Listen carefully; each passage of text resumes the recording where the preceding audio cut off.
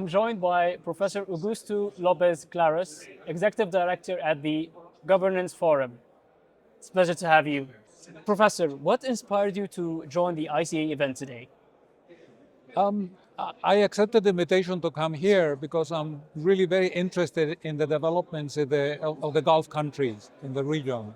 I think that this is an emerging group of countries that is doing many good things. They have shown very rapid economic growth. They are recipients of foreign investment and they're investing themselves in other parts of the world, integrating themselves into the global economy in a way that I think is going to create a big footprint in the global economy. And therefore, I'm very interested in understanding those processes and seeing how they can be strengthened. It's great to have you, Professor. So, I want to get your insight on the development of the emerging markets and the global landscape. Where do you see the potential in the emerging markets, and if we can focus more on the Middle East? You know, what has happened over the last several decades is that the emerging markets have shown rates of economic growth that are considerably higher than the economic growth of the high-income countries, right? Let's say the G7, right? And so there has been a restructuring in the relative contribution of the emerging markets, which is much higher today than it was 20 or 30 years ago, right? So this is creating a kind of a changing landscape where the emerging markets are a very important source of labor and capital and resources for the rest of the world. And they're also an important destination for the European Union and for the larger economies, right? Yeah. So in economics, as your economic size increases, so does your political footprint.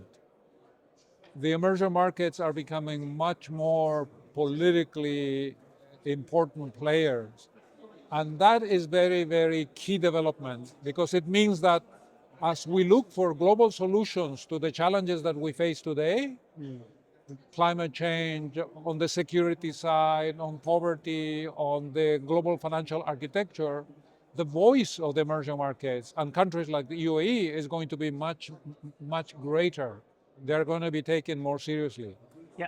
As you mentioned the UAE specifically, do you see or foresee that UAE at some point, with what we are seeing now, can potentially converge to be one of the global key players geopolitically in the world? And there is a global shift as we see now. Maybe previously we were looking at New York, London. Now do you see Dubai and UAE becoming a global key player in the world?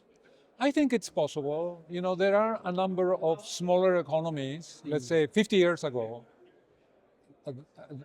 that have, because they have been implementing good policies, openness to trade and investment, and because they have shown rapid economic growth, today they are global players in a way that was not the case 50 years ago, right? I'm thinking, for instance, South Korea. I'm thinking Singapore. Taiwan is not a country, but it's an economy, and Taiwan completely dominates, the market for chips and high technology.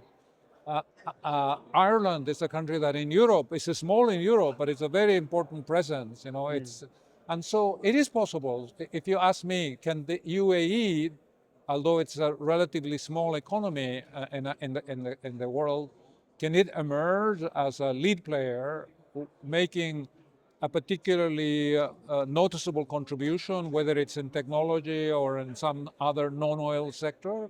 And the answer is yes. But it won't happen automatically.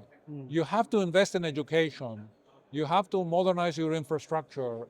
You have to give opportunities to all people, including women, right?